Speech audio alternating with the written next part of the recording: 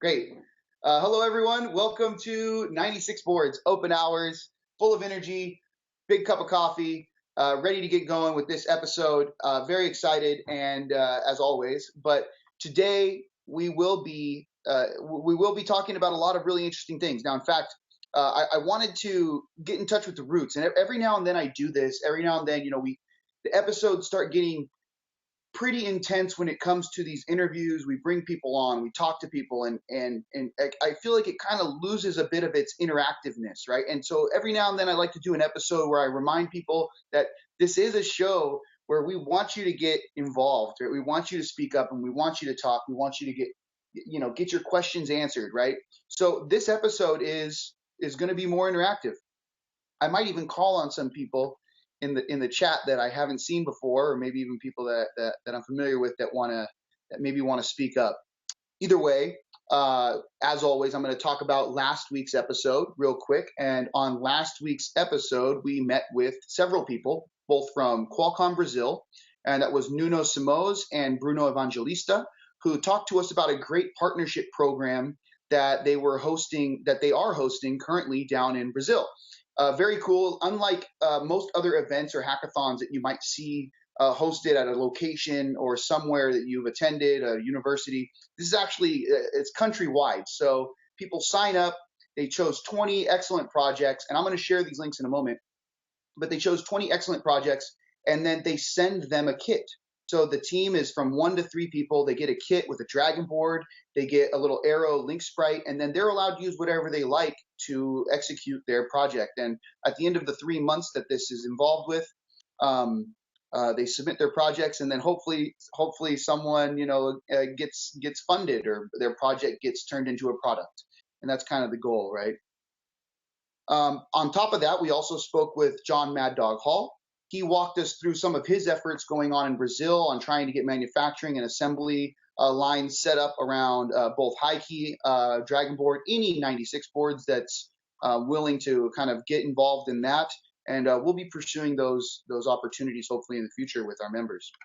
Now, moving on to this week, what are we going to talk about? I think I just saw some people from Qualcomm joining in here, and I'm hoping that we can get some conversation started along the roadmap for Android on DragonBoards. And as you all know, we have Jean-Marc, our community member extraordinaire, core team.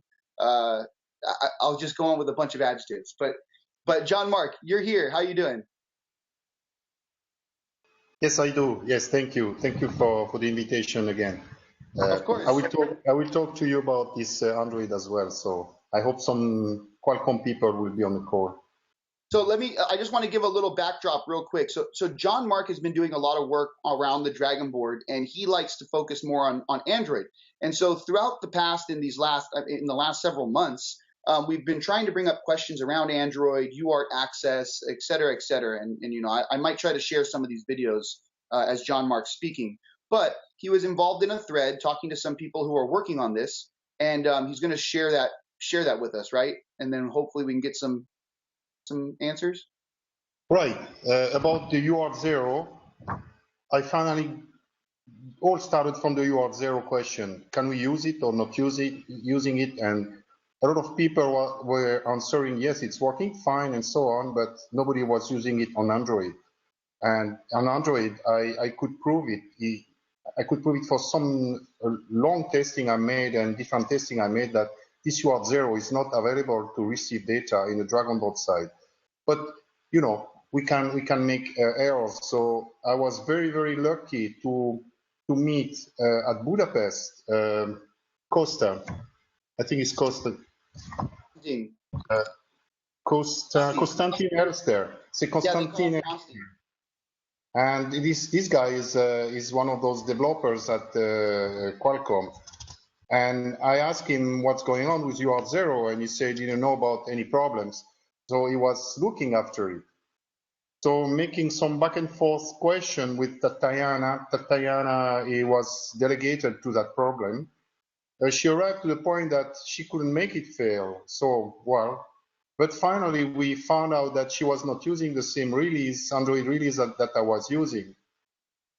So I started then to use other release and started other problems. That's why we're going to talk about that now.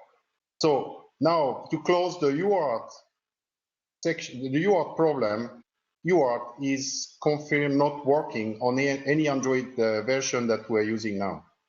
So UART 0 cannot be used now.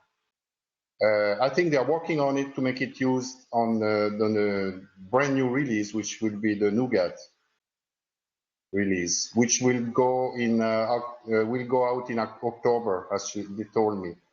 So to be able to use UART 0, I will wait October. But still, I think we need this UART 0 because if we want to work on IoT really, the mezzanine is very useful. And the best way to talk between the mezzanine and DragonBoard is the UART port. UART 1 is used for the console, so we shouldn't touch it. And we should use UART 0. Okay, now to close this UART parenthesis. When I was I was trying to load the Android version that is suggested on the 96 board tutorial. I am linked to the version 118. And as I know on the forum, this version is quite buggy. I tried it anyway, and I was very disappointed because this version does not work properly. It has a lot of bugs, and especially one which is very bad is telling you that the process COM Android phone has stopped. And I didn't know how to get rid of that. And I found a very good note from Daniel, which was saying, watch out that you answered something, Daniel. It was helpful because you said, watch out, maybe the dongle for the keyboard or things like that might be the fault or might be the problem. And correctly, I just used. Real quick, Jean-Marc, I installed right before the show, I installed the newest Android release and I have it displaying right here. What Jean-Marc's talking about is basically this. It's a little pop-up window. It pops up right in the middle and then you click OK and then you try to do something and it just pops right back up again and you can't get anything done. So right, but it seems to be an old problem and nobody cares really to say it. So I was wondering about that. So if people are doing this and use the tutorial page, they will reach this problem, which is quite sad. And I resolved it using a wired mouse because I tried a keyboard, also wired keyboard, and the keyboard is doing the same problem. Then a Logitech, not to name brand, but a Logitech dongle with keyboard and mouse would not work, as well as the Rapu. So I tried two different brands. So I stopped it because I say this version is not usable. Besides other bugs, this is the main bug and cannot make this version work properly. So I think somebody from 96 board should modify the load page, the tutorial page, and make load another version, either the 99, which was very stable, not great, but stable, and I was using it, and or the latest one, which is 128 now, which I'm using, also a little bit buggy, but at least the main bug that is coming on the screen does not come anymore, and you can work with that version. So, Jean-Marc, with regards to updating the 96 boards downloads page, we can do that. It looks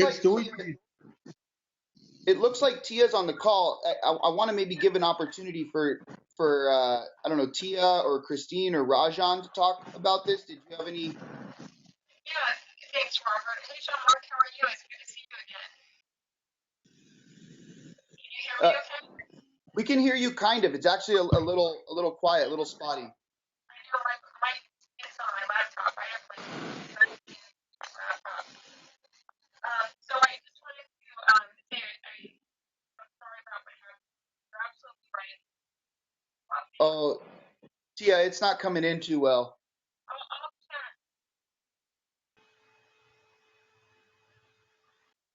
Sorry about that. We can't really hear you at all. Okay, so Tia's going to type it in the chat. Maybe I'll read it out. Yeah, but yeah, Tia was also at Budapest Connect. Christine just joined too, so maybe she can speak on the subject. So let's see. I'll read this out. So Tia says, I'll chat instead. Sorry about what happened, Jean-Marc. And by the way, is not to hear you again. It's nice. It's nice. Yeah, I think she means it's nice to see you. Oh, it's nice. That's okay. Nice to see you also. Thank you. Well, nice to hear you. To hear you bad anyway, but I don't see you. Okay. Yeah. So I mean, I guess the goal would be really nice to kind of hear a little bit about the roadmap for Android, and I think that's what Tia is going to hopefully tell us.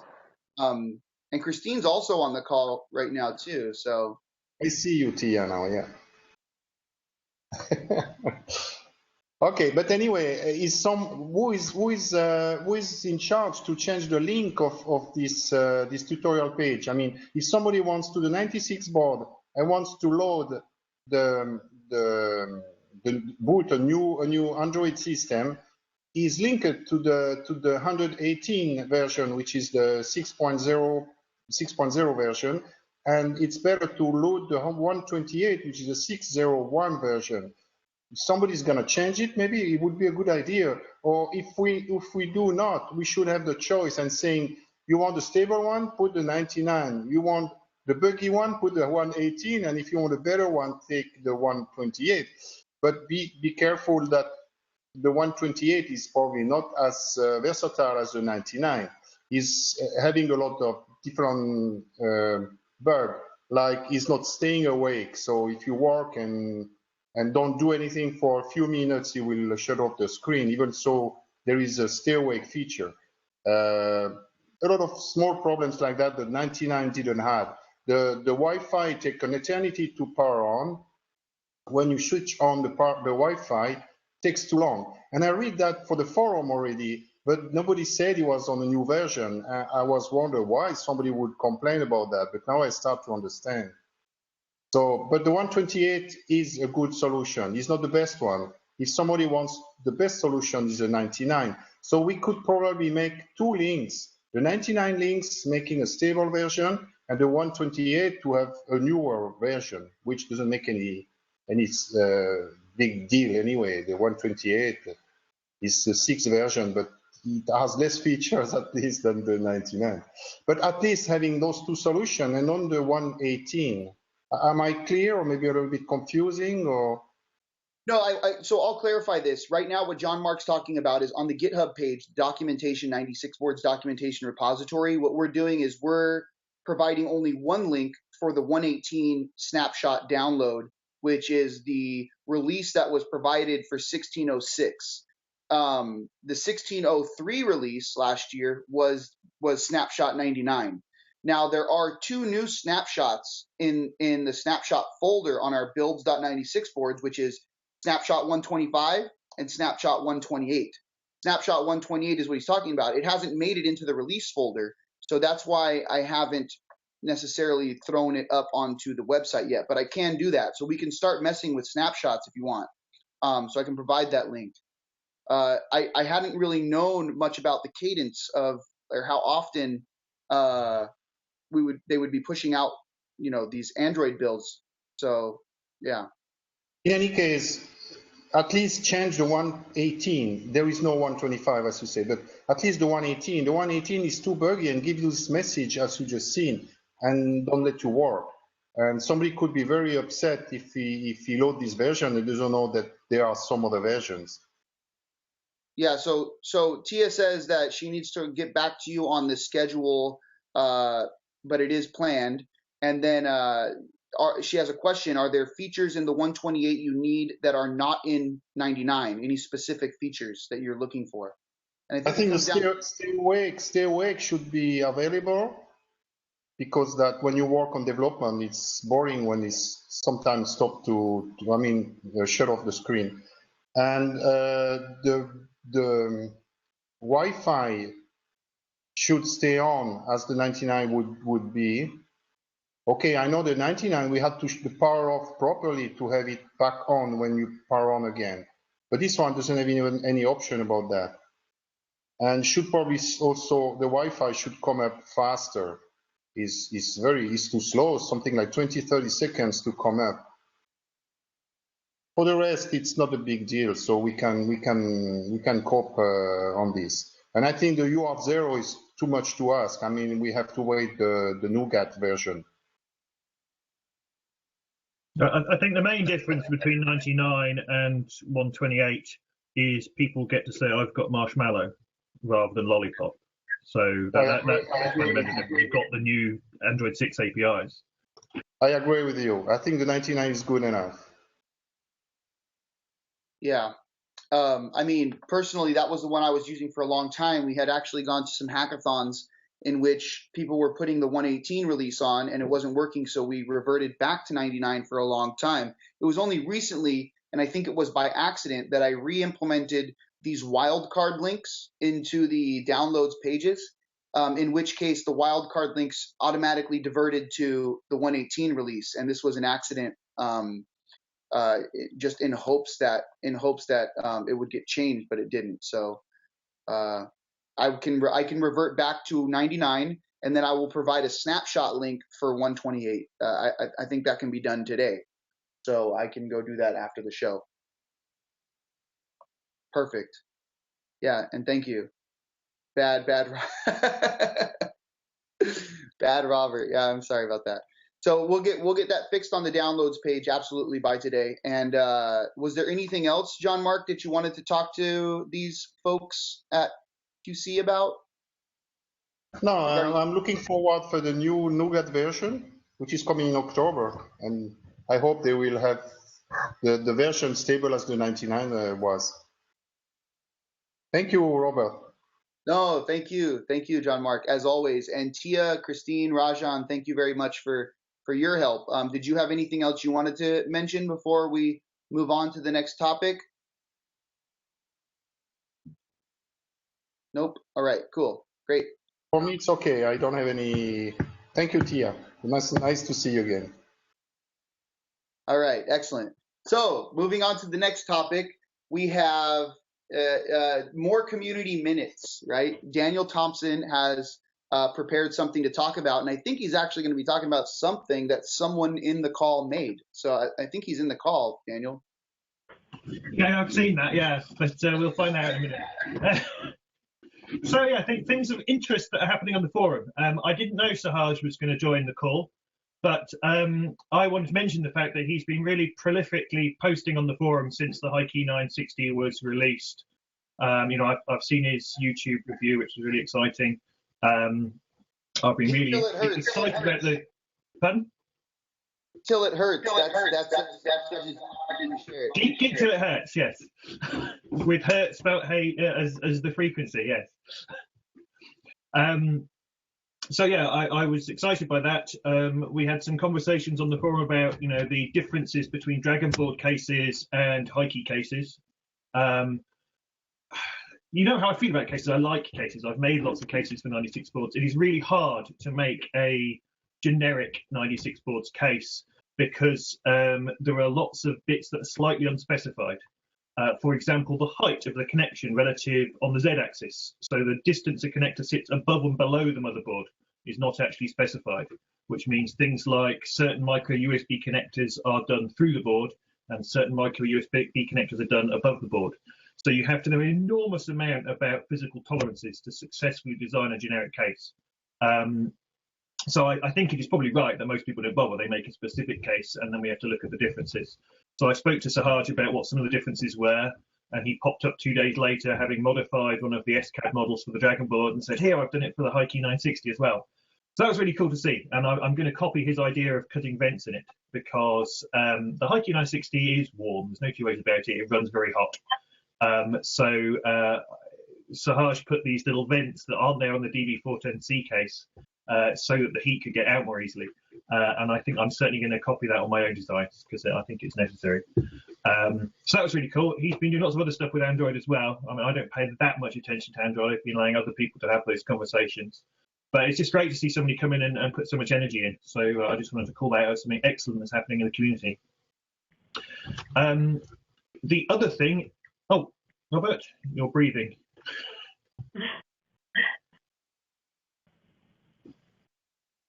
You've gone silent as well. You're muted. No, I'm here. I'm here. I'm here. Sorry. I assume when somebody's opening their mouth, they're thinking of speaking in a moment, so I paused to let them have a go. Oh, you're okay. Keep going. Keep going. A little bit of echo. I sent a quick link to Robert actually with a short video in it, which I was hoping he'd be able to screen share in a moment. And that appears he missed my message, but it's no worries. So the other thing I want to talk about is the Poplar board. So the Poplar is probably the first Enterprise Edition board that people can actually buy. It's not the first Enterprise Edition board we've made, but it was the one that hit the market first. It's actually a TV board. It's a derived spec of the Enterprise Edition, and it's got a TV part in it, which means it's got kind of better comms interfaces than a phone for things like, it's more USB channels. It's got capacity to plug in tuner cards, which directly plug into bits of hardware. So it's a board that goes in a very different direction to what we've had in the 96 boards area before. It's also a board that has, until very recently, had no usable software, or at least no open source software that people can fiddle with. And that changed at the end of last week. So as of the end of last week, we've managed to get out a full, proper 64-bit bootloader, PSCI, all the things you expect to see on a 64-bit board. The kernel is fully released. In actual fact, the 4.12 RC1 release boots on the Poplar now. So already upstreamed is basic support, I think up to including the physical networking adapter. Because the other thing about enterprise boards is they do have built-in networking, which is awesome. So we have USB recovery. It's a work in progress. So I'm very enthused about this board. But at the same time, in the recently made release, not very much hardware is enabled. We've got networking, we've got SMP, we've got RAM, we've got, there is one other bit of hardware. It's not the UART. There's not that much hardware enabled though. So a lot of the excellent features like 4K video decode, we don't yet have access to. But these things are starting to move, and it's really great to see a sign of that moving. So there is a short video that I put together of the thing booting, which is basically a USB recovery boot. So we've got genuine U-boot. It's got all the distro features turned on. So things, once we've got the upstream support, we could expect within the space of, I'm going to say a year, to see the Debian install actually run out of the box on this board, instead of us having to ship images. With the effort on upstreaming and on quality bootloaders, we hope to be able to see upstream distros install out of the box. So I have that on my board at the moment. It's got a standard U-boot. So if I plug in U-boot, I plug in a USB stick, just like a PC would, it boots from USB. If I don't put in the USB stick, it boots from MMC. It's as simple as that. And it's using the old, if anybody used to use Lilo, it's using the same config format that Lilo used to use. So it's just really exciting to see that starting to finally come together. And I suppose the final detail is this is my Poplar, because I put a really sexy laser cut case on it, which I was really proud of the art on. So I thought I'd show everybody. You're going to bring me one. It takes a very long time to cut, so I might just simplify this out for you. I had to sit and watch the machine for 40 minutes while it cut that. I was going to show mine here right now too, and kind of compare it to the size of a seat. Right, so I mean, this is kind of like what you're looking at when it comes to the size difference. But Poplar is a work in progress right now. And sorry, Daniel. Thank you. Poplar is a work in progress, and you'll start to see a lot of stuff start pushing out soon. As in, we've already, like Daniel said, they already pushed out their first set of code, their first source code. Their first bit of source code. They already pushed out instructions, and so you'll start to see the Poplar page hopefully arise on the 96 board sections. It is a work in progress. Next thing is I was shared a really. I'm sorry, Daniel. Did you have any more things you want to talk about? I didn't mean to interrupt you. I just wanted to. No, that was it. Like I say, I've sent you personally a link if you want to show a video of it booting, if you get any break to dig it out at any point. But if you're talking through the rest of the episode, that's fine. We can put it in the chat. No, I'll definitely share it right now. So what you'd be seeing in this video when it pops up is it's a straight from raw boot. So the other nice property of the enterprise boards is they have built-in debug UARTs. I'm aware that in order to get the size down on the C boards, they use HDMI as their default interface, or you have to buy an extra adapter to use a serial port. It's the other thing Sahaj has been discovering recently. We're aware this is hardware, so we've got more real estate. The enterprise boards, like you've seen, are much, much bigger. We've got much more real estate, and these are required to have console access via a USB UART. So it has that by default. So what you can see in the video is me connecting to that UART that's built into the board, turning on the power. It boots from MMC. It's loading the bootloader from MMC. That bootloader then reaches out to USB, observes there is bootable media on it. It boots. The kernel comes up. You see Debian fly past, and then I run top. And that's what you're seeing in that video, which I will pop into the chat now, I think. Yeah, I'll share it right here. I have it. Boom. So that's the video that Daniel's talking about. Great. So, Daniel, one more time here. Thank you very much for sharing all that. As always, great information for everyone here and everyone watching on YouTube. The other thing I wanted to share was a blog that was sent to me by Rajan. This is a very cool blog, and shoot, I just lost it. I have it in the email section. Where did I put that? There we go. And so this blog is something that I think has been expected, or people have been looking for this for a long time. But this is the DragonBoard 410C versus the RPi 3. Someone actually went out and wrote a blog about this, and not surprisingly enough, the DragonBoard 410C kicks the RPi 3's butt by half the speed, or 2 times the speed. Sorry, so 100% increase in speed. It's definitely a great read. I personally have not had the chance to go completely through it, but I had a chance to read about half of it before the show started. So I do plan on reading the rest, and it's been good so far. Definitely suggest checking that out. And as always, these links will be provided in the YouTube video on 96 Boards YouTube channel. The other thing is that since Daniel was talking about it, I might as well just try sharing this real quick. So let's see. I'm going to share my screen. I don't know how good videos actually. Oh, man. No, don't look at my terminal. All right, so let's see. So you want to explain this now again, Daniel? I'm going to hit play. Can you see it? Yep, that's fine. I'll keep an eye on it. So yeah, this is my PC. I'm launching the serial port. Launching the serial emulator now, pointing at a standard FTDI UART. Power comes on about now. You can see that booting from MMC. This is ARM trusted firmware coming up into U-boot. U-boot is now scanning the USB chains to try and find something. It's found one. It's now hit the config files, which are nothing magic about U-boot. They're all stuff distros can write, xlinux.conf. It's using a standardized syntax. From that, it's able to find the kernel, the initial RAM disk, the root file system, loads it up, Debian comes up just like that, and that's now running into top. And that 37-second video is real time. There's no trickery, no videos. It's 37 seconds, including me typing at the beginning of it. There you go. Saw the Poplar boot up there. Looking good. Another thing that was brought up in the chat, because now that we're going to be addressing this, let me go back here. Stop sharing. Amit Pundir, who's on the call, who did a lot of work with the High-Key 960, because we touched so many topics, right? We were talking DragonBoard 410C, then we went Poplar 960. High-Key 960, there's a patch that was kind of addressing the thermal issues. Amit Pundir shared this just a little bit up there. You can check that out.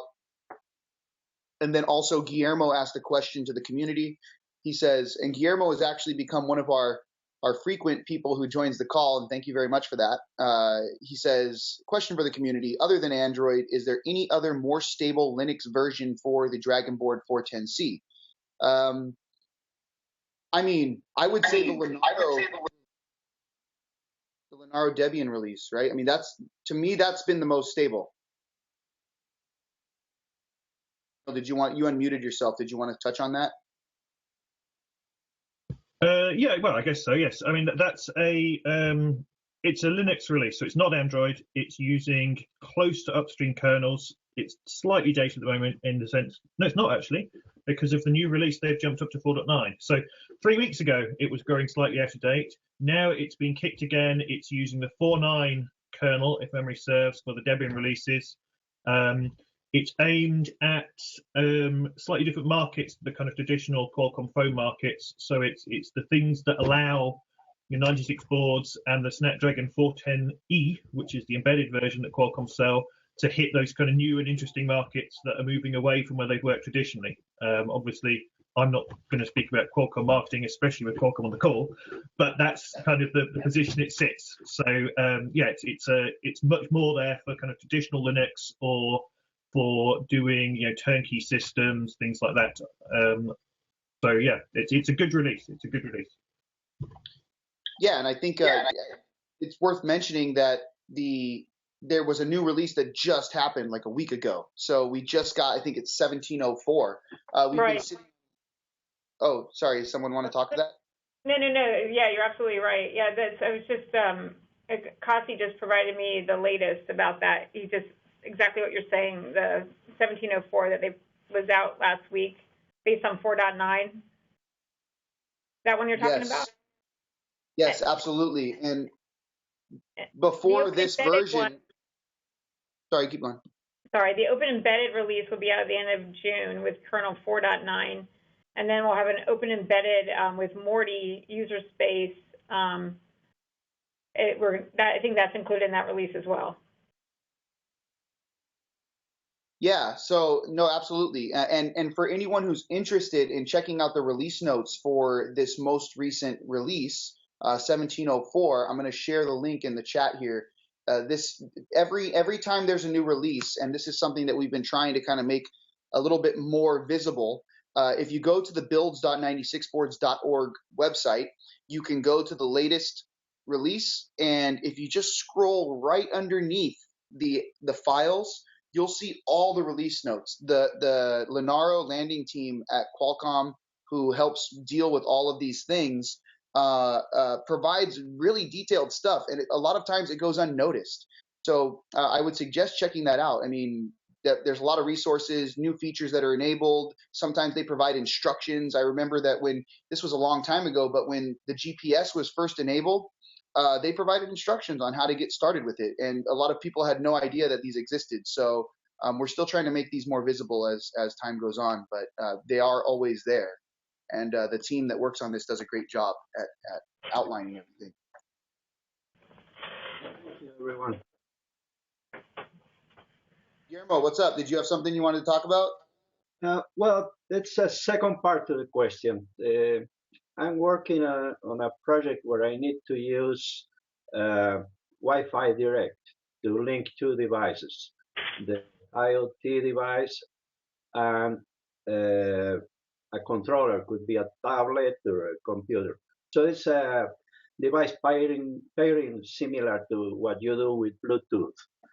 So I'm looking for a Linux release that can help me work with that linking of the two devices, so I can have a peer-to-peer communication without an infrastructure around it.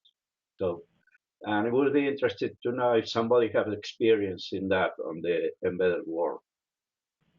So let me just kind of try to get this question a little clear. So you're trying to communicate between, let's say, a DragonBoard and a tablet, or a DragonBoard and a computer using some form of Bluetooth or networking? There is a standard in Wi-Fi called Wi-Fi Direct. Oh, Wi-Fi Direct.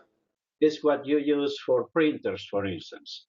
Okay, and you peer them exactly like the Bluetooth you do. There is a connection peer-to-peer that is encrypted and so on. It's protected, and there is on the Windows world, Windows IoT, very good examples of that. And I'm running into a problem with it because the pairing part has some bugs.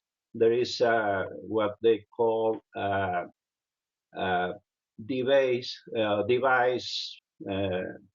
mating framework that is not working right now. So I need to go to another different operating system to go around that problem until they fix it. So that is the reason for my research in that area. Okay, Daniel, did you want to pick this one up? I can tell. Only reluctantly. I can so, tell when you're mute. Sorry. I was going to say only reluctantly. So DragonBoard 410C has an open source Wi-Fi driver, but a substantial amount of the radio is implemented in firmware. Radio control stuff is implemented in firmware and runs on a microcontroller, and so the driver that talks to it is fairly simple. And what I can't remember is what features that brings with it. So some of the low-level stuff is unavailable. And I was just having a quick glance to find out if anybody had successfully managed to run a DragonBoard 410C as an access point. Because the clue that all the features there that you need to put the soft AP in for a Wi-Fi direct link is if you can manage to switch the board into access point mode. I haven't answered that adequately yet. I know people have had problems. I haven't seen if they found solutions yet. Actually, I will because I spent probably 10, 15 days working on it. On the hardware point of view, the hardware itself in the DragonBoard supports all the Wi-Fi standards you need. There are 3 standards that is needed to support Wi-Fi Direct, the standard established by the Wi-Fi organization. So there is no problem. Actually, I made them to pair and I made them to communicate. Once the pairing is established, the communication is fine. You can talk and remote control, exchange messages between the devices. But the pairing part is the part that is not stable. So I know the hardware is fine. I tried numbers combinations of boards, PC to PC, laptop to PC, different Wi-Fi dongles. Not every Wi-Fi dongles, by the way, support that. There is some commands that you need to do to explore the capabilities of every dongle. And I can help everyone because there is not something that is normally put on the specs on the commercial products. So you have to actually get one of those and run this command and explore all the detailed capabilities that they have. But bottom line is I tried probably 20 different communications. I know there is not a hardware problem, it's a software problem. So I need to find the ways around this software problem. And Guillermo, you said on Windows IoT, right?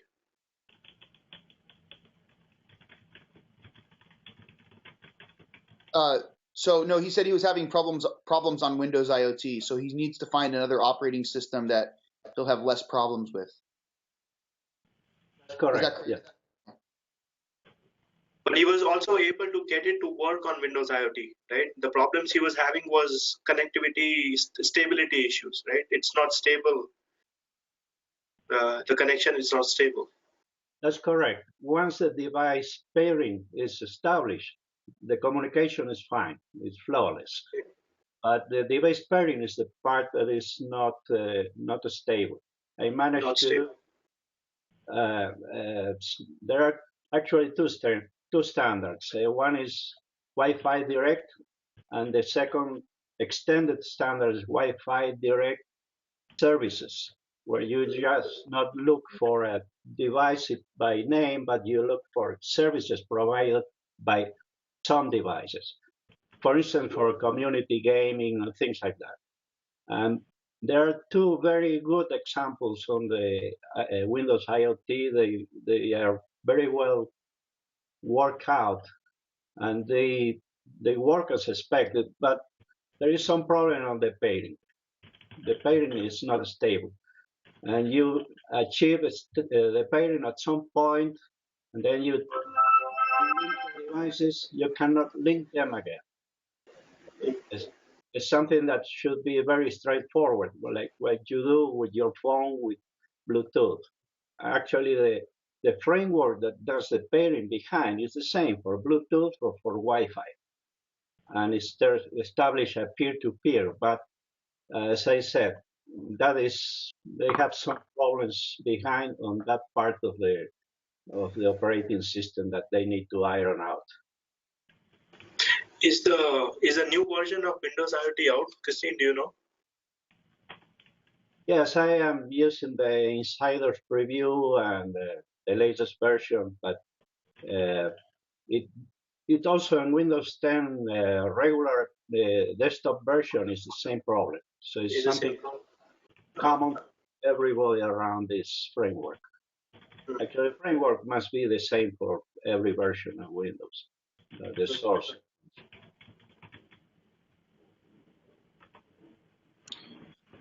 All right, so I mean, maybe what we can do is we can take this offline and start a thread. Or actually, have you gone to the 96 Boards forums yet? Has this been something you've posted in the forums? If anybody talks about Windows 10 IoT on the forums, I refer them to the Microsoft site.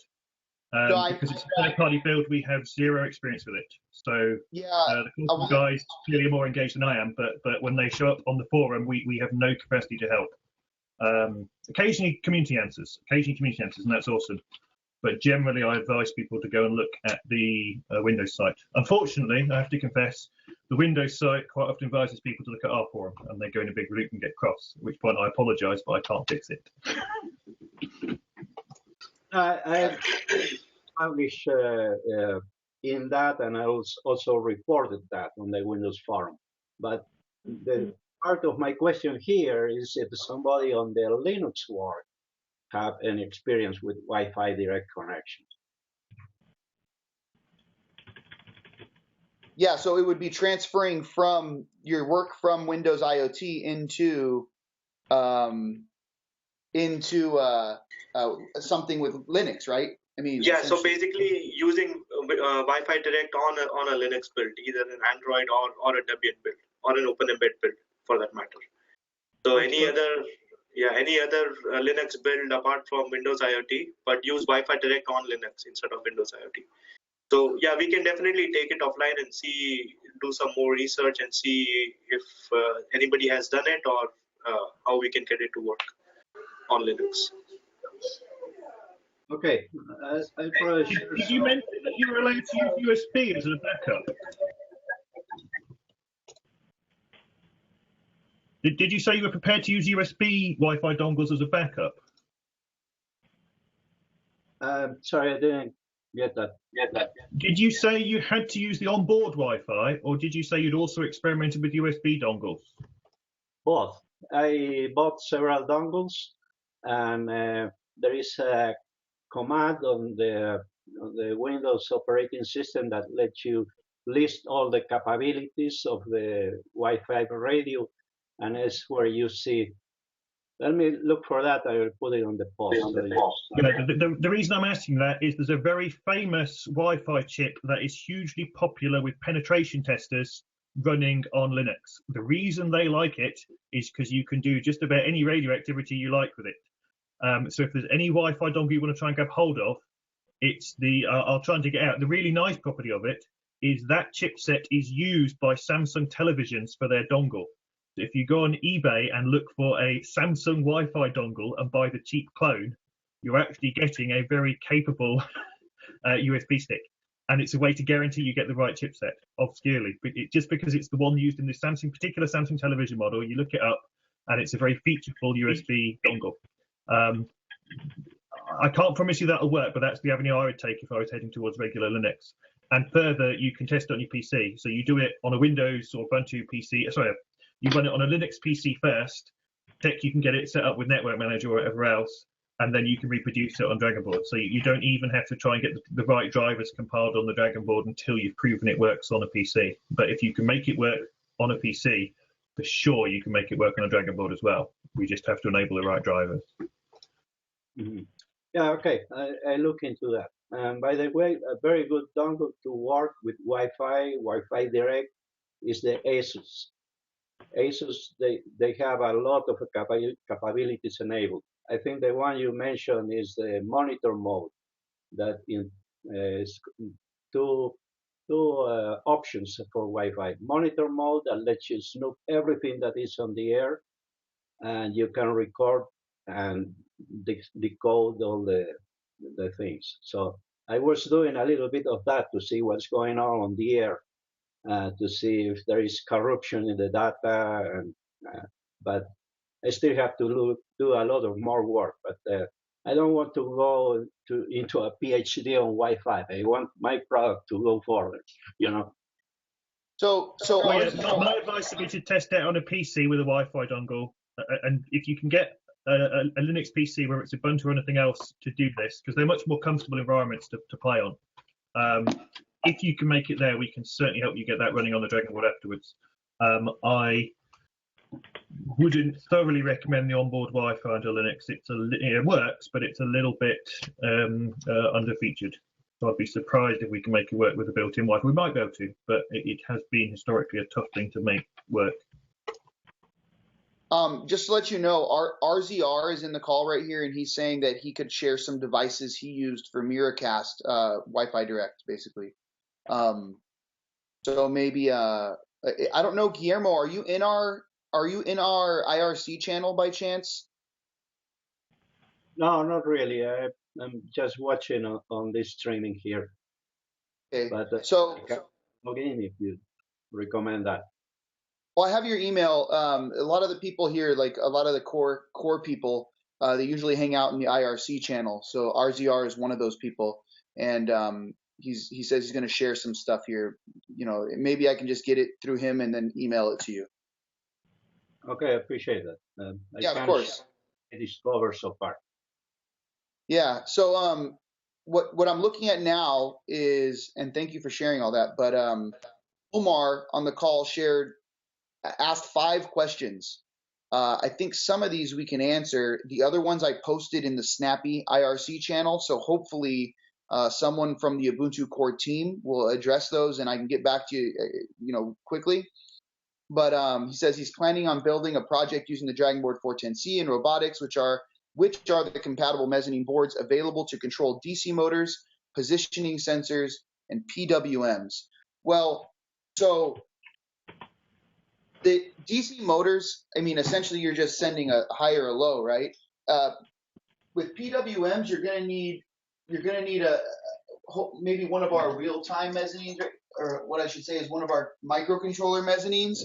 So like if you ever looked at the sensor mezzanine right here, on board you have a little Atmega 238 or 328 chip. I can't remember. I can never remember the order of that. But essentially it's like an Arduino. And on that chip, you have PWM. So any of the code that you use for Arduino should work for this particular chip. Servos and stuff like that are compatible with Atmega 328. There you go. Thanks, Monty.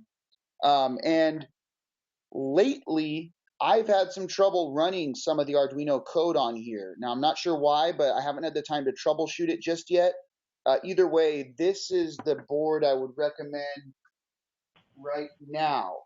Another option for this is the STM32 board, which also has an Atmega chip on there, and or STM32 chip, but also has the same capabilities. So you also have the Arduino pinout and on there as well. And I can share some of these links, or you can go to the 96boards.org website and look at the mezzanine products. You'll find some of them there, and you can kind of poke through those. When it comes to, I don't know if anyone else wants to add to that for that first part. The second part is that, are there any existing libraries to control actuators, motors you could recommend?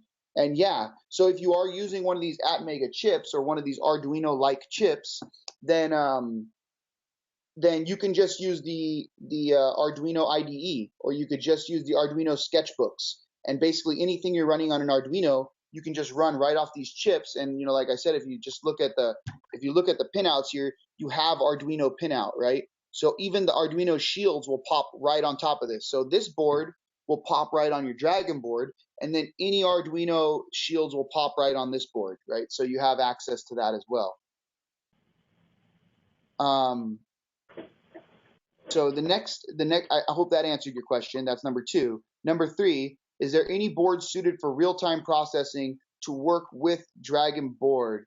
I mean, in general, you're doing real-time for the most part with the Arduino stuff, right? So if if you are working with this microcontroller, then that should be pretty real time, right? I mean, correct me if I'm wrong on that. I have seen a blog from Jorge Ortiz from Lenaro. He installed one of our older Debian releases and then got Xenami on there and did some real-time stuff that way.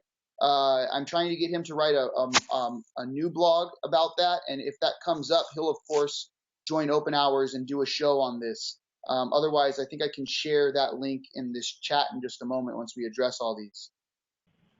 Now, I'm seeing my screen light up with answers from the Ubuntu Core questions. So let me just kind of paste this into the chat. I'll let these guys debate over your first question, but your second question, you can tell Snapcraft to unpack debs into a snap using stage packets. Robert, so here we go. Let's see. Second question, I'm going to copy paste this into the chat. So this is for question number 5. Unfortunately, I'm still waiting for answer to question number 4, and it looks like they got that as well. But it says you can tell Snapcraft to unpack debs into a snap using stage-packages, but that needs to be done on a machine with those debs available via their source.list configuration. If this is just a deb you have, you can supply it directly via the source keyword. So I don't know if you've ever gone in there and modified your source.list, but it sounds like you have to, if you don't have it available there, then you need to go make sure that it's there. And it looks like Ogra in the chat is addressing this, and he said SD Robert W, and let me get this going right here. Boom. So this looks like it's going to address question number 4. Got a little timestamp there, sorry. But go to that website, github.com/Ogra number 1 /laid out. Is very ugly but working way. Pretty old snap, I guess. There are better ways to get rid of the wrapper.sh nowadays. Indeed, if you want to just use a deb from the Ubuntu archive, just stage packages should be enough. So, oh, no, he's addressing question number 5. Darn. Okay. So, yeah, that's all questions number 5. What I would suggest is, because these guys are lighting up the screen now, and I can't even read it and copy-paste it enough, but if you aren't already on IRC, Omar, you should go on IRC and you should join the Snappy channel. The entire Ubuntu Core team is in there. And I don't know, maybe I could get them to just join the chat. Let me see if they'll join.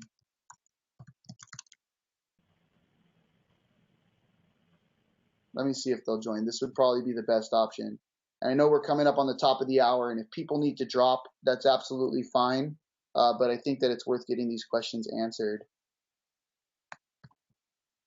Let's see, 96 boards. I don't ever have the number for this call memorized, so I always have to go grab it. And let me paste it right here. Okay, so it looks like Kyle is going to join us, Kyle Fazzari. And he's pretty good. He's pretty good at answering these. I'm just going to copy paste. The answers are to question 4. Question 5 is about GPS library. There you go.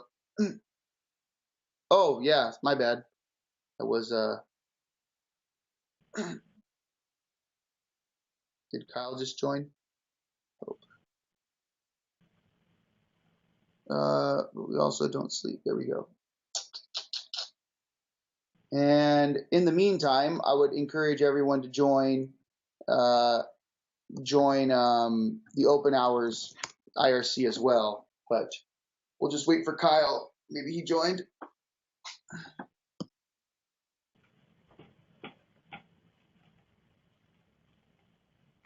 Nada? There he is. All right. Kyle. Hey, man. How you doing? Good. How have you been? Good. I'm getting wrecked here with some Ubuntu Core questions. I'm trying to copy paste from IRC. Yeah, happy to help. What's going on? Okay, so I'm going to copy paste them. Or actually, you have the 2 questions that I posted in the IRC channel, and this is directed to Omar. He's on the call right now. Okay, Omar. So the first question you asked, excuse me, I got a cold. The first question you asked was about using the GPS on the DragonBoard. My first question to you, Robert, is what is the interface to the GPS hardware? I mean, is it I2C? Is it, you know, like? Oh, shoot. I don't know, Daniel. Do you know that answer? That's something I should know. Sorry, I missed the question. Beg pardon. What's the interface to the GPS module? What's the interface to the GPS module? It's got a custom driver. So there's a piece of firmware that's running most of the GPS system, and there's a tiny little module that I can't remember if it pretends to be a serial port, but basically there's a little bit of glue that takes the GPS stack and talks. It's all in the kernel. There shouldn't be anything Ubuntu specific about how it's integrated. If it's in the kernel and exported as a serial port, is that what you're saying? Or is that a user space thing that you need to talk to it in a special way? No, I can't remember how it's exposed, but it interfaces to GPSD directly. So it's a kernel module that contains a tiny bit of glue to help it talk to GPSD. I can't remember how the glue works, but that probably depends on the kernel. That probably depends on the kernel we're using in Ubuntu Core. So I don't know that explicitly. It sounds like we need to have that module in there. I don't know if it is. If it is, then it sounds like you can use the serial port interface to use it just like any other serial port. Does that seem accurate? If it's not, we should probably make that change. So it's worth poking at. If not, please do log a bug or send out make a new topic in the forum or something, and Ogra can take a look at that. But yeah, the shorter answer to your question is I have not tried it. The second question was, is there a way to convert existing software, something that's an RPM or a deb, to a snap so you can put it on Ubuntu Core? Yes. So if you're on a distribution that has so RPM, no, still yes. But you would actually need to have the deb available locally, and then you can use it as a source. And Snapcraft, the packager that creates snaps, will unpack it into the snap for you. You can do the same thing with the deb, but what you can also do with debs, and we're working on for RPMs, is if that deb is available in your sources list, then you can just use it as a stage package, and Snapcraft will pull it down for you and unpack it into the snap along with all its dependencies and everything. The one complication you'll run into when doing something like that, oftentimes it'll work fine, but debs are often use various hooks, like a post-install hook that makes assumptions about where things are. And hooks don't actually run in the snap because they are literally just unpacked. They aren't installed in the root of your, the host file system. They're just unpacked into the snap that you're building. So it makes no sense to run a post-install hook that's going to assume that it has been unpacked onto the root file system. The other complication is that sometimes debs will just assume that, it's hard-coded to reach out to user share or, some sort of file path where it's not actually mounted in a snap. A snap is mounted to a specific place on the file system. So if it's using user share, it actually needs to be using the user share that's within the snap, not the one that's on the host system. So it depends on what you're doing exactly, where you may run into that. Like Apache, it comes with a config that it assumes it can hit the host file system, but I can just change the config and use environment variables like snap, $caps snap, to look inside the snap. And that was pretty easy. Some of them are just hard-coded though, and then you can use LD preload and some hacks like that, but that's not so much fun. So I hope that answered your question, Omar. So is there any tutorial on how to do this that's online? Yes. Give me just 1 second here. Okay. Great. Kyle, thank you for joining us. For those of you who don't know, Kyle's on the Snappy team, so he works heavily in Ubuntu Core. Him and Ogra and several others have joined us on OpenHours previously, and I shared some of those links to the previous episodes. Oh, and so Monty just said, Kyle, GPS is connected to DB410C via SSBI, single serial bus. Okay, that's I know we have an S, like an S, just a normal old SPI, but SSPI is new to me actually. SSBI, like B as in button. SSBI. Okay. That is not an interface I'm familiar with. I'm not sure if we have I'm not sure if we have a Ubuntu Core interface that covers that. I have to look. Beard's looking wicked, man. I'm in a beer growing competition with my brother. I'm sorry. No, I had the whole neck beard going on. I shaved just this morning, so. So Dude, I've just done Sorry, what? No. Talk about beards. I like beards. I'm actually getting my little goatee come in as well now. So keep going about beards for a bit. It's fine. I've just had a look at the kernel. Yes. So we have this proxy driver. So it does talk on the SSBI bus, which is an internal qualcomm sort of thing, and it converts it into a TTY. So it's not the serial, but it is a TTY. So GPSD just should pick it up. You might have to configure GPSD to pick up the right TTY. But basically, it's a TTY driver that silently bridges between the two things. So yeah, I guess it does depend on if we have that in our kernel or not, and I just don't know. So okay, here's a good tutorial. Where's my chat? Here we go. So tutorials.ubuntu.com has several Ubuntu Core focused and other tutorials. This one is the create your first snap, and it'll walk you through actually, introduction to Snapcraft and kind of how to use it, and the stage packages thing I talked about, pulling in debs from the sources list, etc. And it'll kind of expose you to those concepts slowly. But yeah, that's where I would start if you want to learn how to do this. Stage packages are a very common thing. I mean, if you look at, I'm going to see like a real example. Here's a snap that I'm a maintainer on. Chat.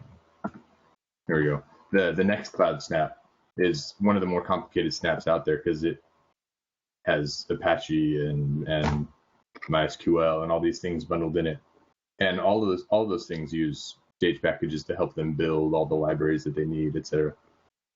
So that would be educational as well. Awesome. Yeah, no, Kyle, thank you so much for joining and helping out with this, man. As always. My pleasure. On point with the timing too. I appreciate it. No problem. Good to see you guys. Yeah, you as well. And I'm going to close out the episode anyways right now, unless anyone else wants to speak up. We're going to stop the recording. By the way, you were being recorded, Kyle. So. Oh, that's all right. Blue Jeans always says, "This is being recorded," as a nice warning. Not be stupid. Yeah. Awesome. Yeah, no, Omar, thank you very much for bringing those questions forward. We appreciate that as well. So we hope to see you again sometime soon. And everyone else on the call, thank you very much for joining. We look forward to seeing you next week. I will announce it on www.96boards.org/open hours. Keep an eye out on Monday. You'll see the description for the next episode.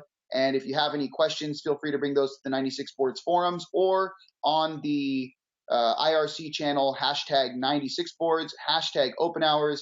And since Kyle's here, #snappy, #Ubuntu-on-air. Right? Perfect. Thank you. We'll see you next week.